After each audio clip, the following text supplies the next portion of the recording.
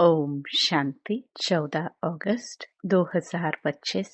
मीठे बच्चे, बाप से ऑनेस्ट रहो, अपना सच्चा चार्ट रखो, किसी को भी दुख ना दो, एक बाप की श्रेष्ठ मत पर चलते रहो। प्रश्न: जो पूरे 84 जन्म लेने वाले हैं, उनका पुरुषार्थ क्या होगा?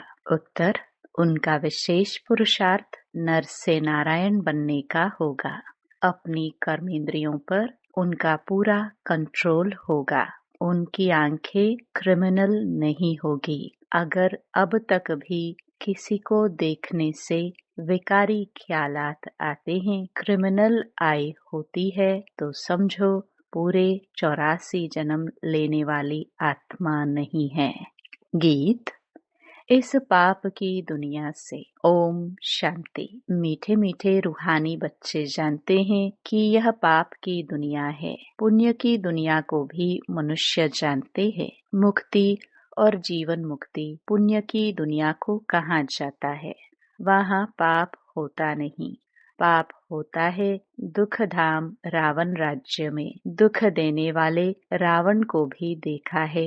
रावण कोई चीज नहीं है, फिर भी एफिजी जलाते हैं। बच्चे जानते हैं हम इस समय रावण राज्य में हैं, परंतु किनारा किया हुआ है।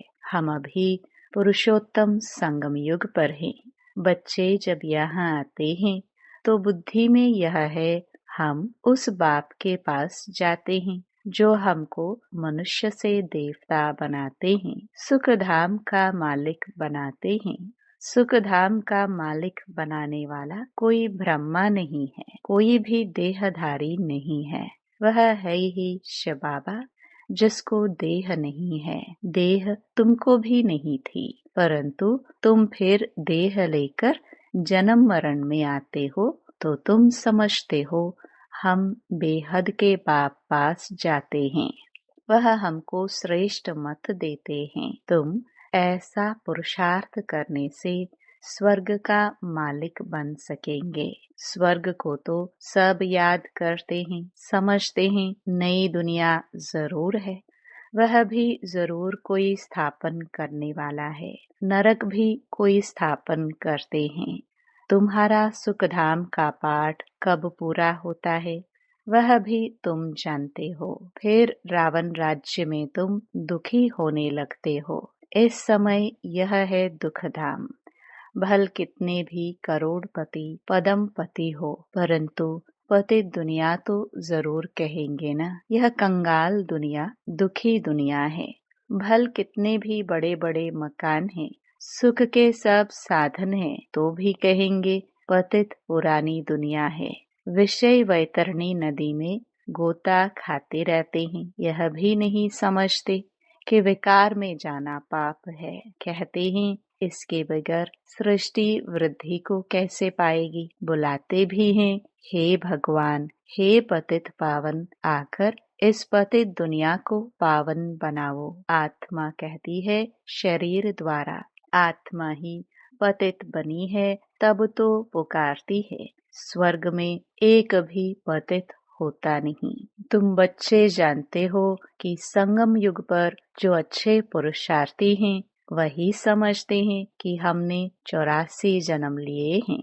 फिर इन लक्ष्मी नारायण के साथ ही हम सत्युग में राज्य करेंगे। एक ने तो 84 जन्म नहीं लिया है ना। राजा के साथ प्रजा भी चाहिए। तुम ब्राह्मणों में भी नंबरवार है। कोई राजा रानी बनते हैं, कोई प्रजा।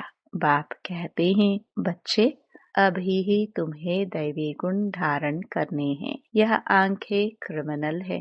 कोई को देखने से विकार की दृष्टि जाती है तो उनके 84 जन्म नहीं कहेंगे। वह नर से नारायण बन नहीं सकेंगे। जब इन आंखों पर जीत पालेंगे तब कर्मातीत अवस्था होगी। सारा मदार आंखों पर है।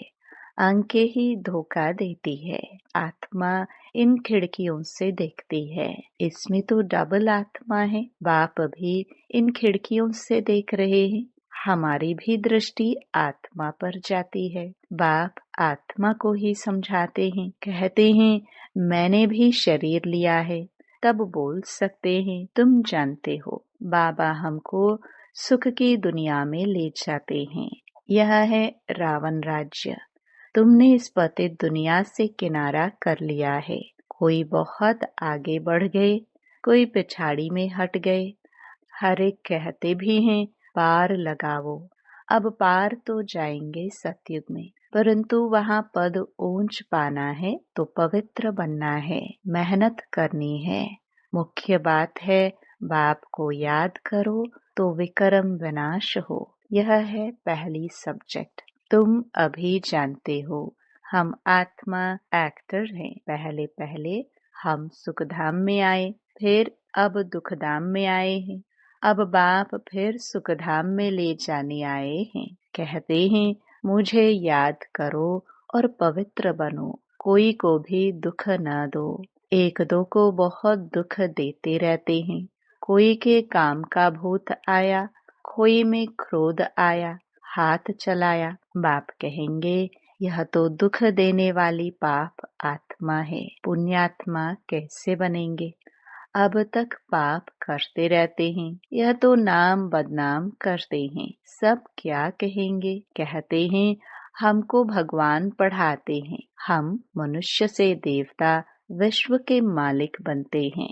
वह फिर ऐसे काम करते हैं क्या। इसलिए बाबा कहते हैं रोज रात में अपने को देखो। अगर सपूत बच्चे हैं तो चाट भेजे। भल कोई चाट लिखते हैं, परंतु साथ में यह लिखते नहीं कि हमने किसको दुख दिया व यह भूल की। याद करते रहे और कर्म उल्टा करते रहे, यह भी ठीक नहीं। उल्टे कर्म करते तब है जब देह अभिमानी बन पड़ते हैं। यह चक्र कैसे फिरता है, यह तो बहुत सहज है। एक दिन में भी टीचर बन सकते हैं। बाप तुमको 84 का राज समझाते हैं, टीच करते हैं, फिर जाकर उस पर मनन करना है।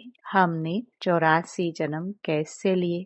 उस सिखलाने वाले टीचर से दैवी गुण भी जास्ती धारण कर लेते हैं। बाबा सिद्ध कर बतला सकते हैं, दिखाते हैं। बाबा हमारा चार्ट देखो, हमने जरा भी किसको दुख नहीं दिया है। बाबा कहेंगे यह बच्चा तो बड़ा मीठा है, अच्छी खुशबू निकाल रहे हैं। टीचर बनना तो सेकंड का काम है। टीचर से भी स्टूडेंट याद की यात्रा में तीखे निकल जाते हैं तो टीचर से भी ऊंच पद पाएंगे। बाबा तो पूछते हैं किसको टीच करते हो। रोज शिव के मंदिर में जाकर टीच करो। शिव बाबा कैसे आकर स्वर्ग की स्थापना करते हैं, स्वर्ग का मालिक बनाते हैं। समझाना बहुत ही सहज है।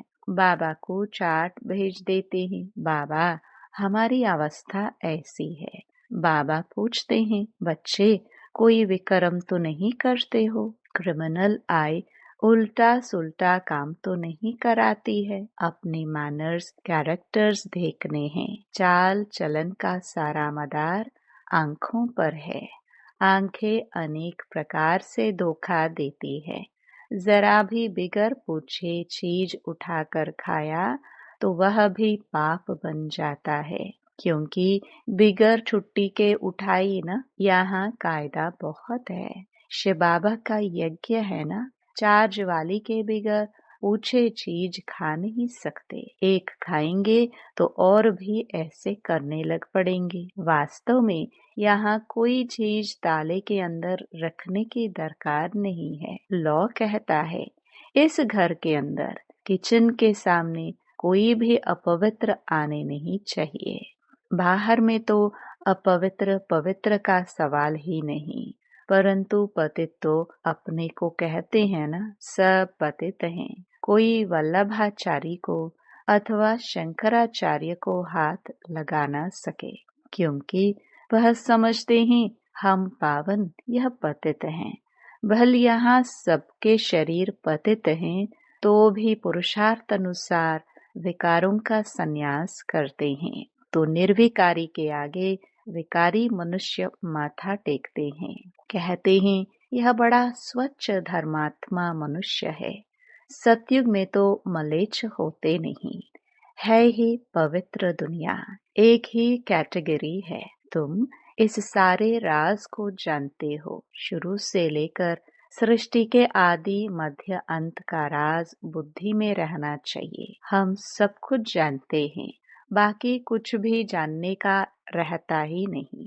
रचता बाप को जाना, सूक्ष्म वतन को जाना, भविष्य मर्तबे को जाना, जिसके लिए ही पुरुषार्थ करते हो।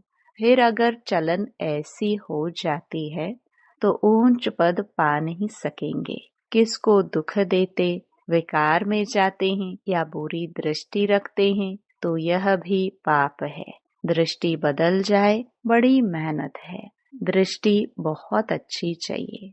आंखें देखती हैं, यह क्रोध करते हैं तो खुद भी लड़ पड़ते हैं। शिव बाबा में जरा भी लव नहीं, याद ही नहीं करते। बलिहारी शिव बाबा की है, बलिहारी गुरु आपकी, बलिहारी उस सतगुरु की जिसने गोविंद श्री कृष्ण का साक्षात्कार कराया। गुरु द्वारा तुम गोविंद बनते हो। साक्षात्कार से सिर्फ मुख मीठा नहीं होता। मीरा का मुख मीठा हुआ क्या? सचमुच स्वर्ग में तो गई नहीं। वह है भक्ति मार्ग, उनको स्वर्ग का सुख नहीं कहेंगे। गोविंद को सिर्फ देखना नहीं है, ऐसा बनना है। तुम यहाँ आए ही हो ऐसा बनने। यह नशा रहना चाहिए। हम उनके पास जाते हैं जो हमको ऐसा बनाते हैं। तो बाबा सबको यह राय देते हैं, चार्ट में यह भी लिखो, आंखों ने धोखा तो नहीं दिया, पाप तो नहीं किया। आंखें कोई न कोई बात में धोखा जरूर देती हैं। आंखें बिल्कुल शीतल हो जानी चाहिए। अपने को अशरीरी समझो। यह कर्मातीत अवस्था पिछाड़ी में होगी, सो भी जब बाबा को अपना चार्ट भेज देंगे। भल धर्मराज के रजिस्टर में सब जमा हो जाता है ऑटोमेटिकली। परंतु जबकि बाप साकार में आए हैं तो कहते हैं साकार को मालूम पड़ना चाहिए, तो खबरदार करेंगे। क्रिमिनल आए अथवा देह अभिमान वाला होगा तो वायुमंडल को अशुद्ध कर देंगे। यहाँ बैठे भी बुद्धि योग बाहर चला जाता है। माया बहुत धोखा देती है। मन बहुत तूफानी है। कितनी मेहनत करनी पड़ती है यह बनने के लिए। बाबा के पास आते हैं, बाबा ज्ञान का श्रृंगार कराते हैं आत्मा को। समझते हो हम आत्मा ज्ञान से पवित्र होंगी, फिर शरीर भी पवित्र मिलेगा। आत्मा और शरीर दोनों पवित्र सतयुग में होते हैं। फिर आधा कल्प बाद रावण राज्य होता है। मनुष्य कहेंगे भगवान ने ऐसे क्यों किया? यह अनादि ड्रामा बना हुआ है। भगवान ने थोड़े कुछ किया। सतयुग में होता ही है एक देवी देवता धर्म। कोई कोई कहते हैं ऐसे भगवान को हम याद ही क्यों करें? लेकिन तुम्हारा दूसरे धर्म से कोई मतलब नहीं। जो कांटे बने हैं वही आकर फूल बनेंगे। मनुष्य कहते हैं क्या भगवान सिर्फ भारतवासियों को ही स्वर्ग में ले जाएंगे? हम मानेंगे नहीं। भगवान को भी दो आंखें हैं क्या? परंतु यह तो ड्रामा बना हुआ है।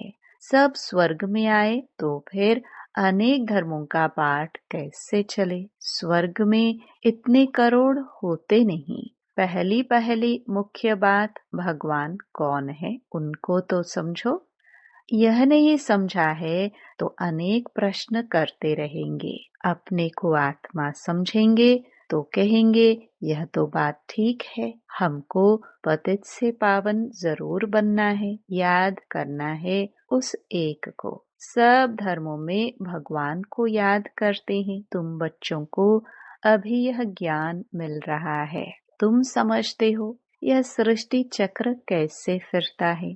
तुम कितना प्रदर्शनी में भी समझाते हो, निकलते बिल्कुल थोड़े हैं, परंतु ऐसे थोड़े ही कहेंगे कि इसलिए करनी नहीं चाहिए। ड्रामा में था, किया, कहाँ निकलते भी हैं प्रदर्शनी से, कहाँ नहीं निकलते हैं। आगे चल आएंगे, ऊंच पद पाने का पुरुषार्थ करेंगे।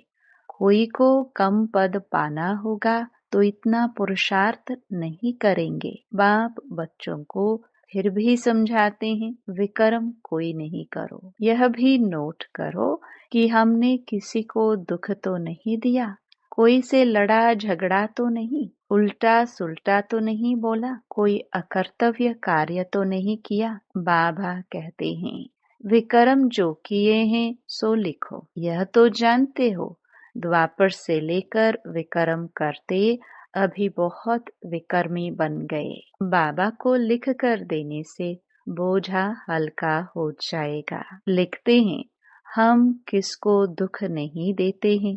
बाबा कहेंगे, अच्छा चाट लेकर आना तो देखेंगे। बाबा बुलाएंगे भी। ऐसे अच्छे बच्चे को हम देखे तो सही। सपूत बच्चों को बाप बहुत प्यार करते हैं।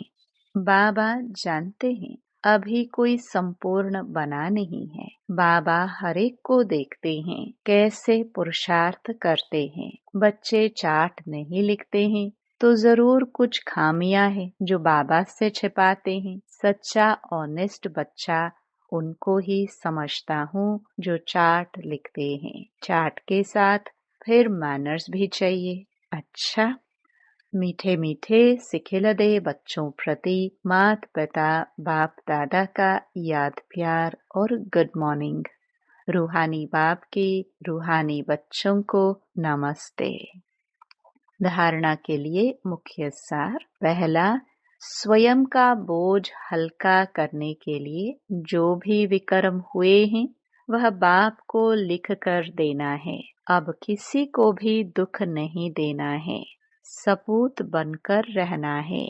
दूसरा, अपनी दृष्टि बहुत अच्छी बनानी है। आंखें धोखा न दे, इसकी संभाल करनी है। अपने मैनर्स बहुत बहुत अच्छे रखने हैं। काम क्रोध के वश हो कोई पाप नहीं करने हैं। वरदान, लक्ष्य और मंजिल को सदा स्मृति में रख तीव्र पुरुषार्थ करने वाले सदा होली और हैप्पी भव।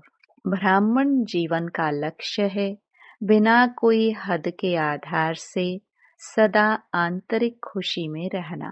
जब यह लक्ष्य बदल हद की प्राप्तियों की छोटी छोटी गलियों में फंस जाते हो तब मंजिल से दूर हो जाते हो। इसलिए कुछ भी हो जाए, हद की प्राप्तियों का त्याग भी करना पड़े तो उन्हें छोड़ दो, लेकिन अविनाशी खुशी को कभी नहीं छोड़ो। होली और हैप्पी भव के वरदान को स्मृति में रख तीव्र पुरुषार्थ द्वारा अविनाशी प्राप्तियां करो। स्लोगन, गुण मूर्त बनकर गुणों का दान देते चलो, यही सबसे बड़ी सेवा है।